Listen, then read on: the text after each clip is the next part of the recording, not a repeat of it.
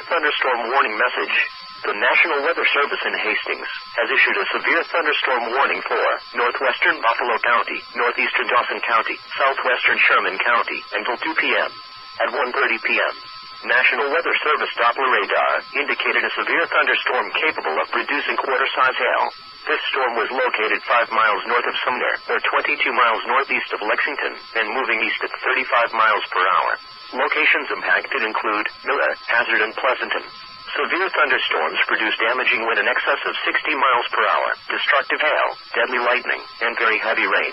For your protection, move to an interior room on the lowest floor of your home or business.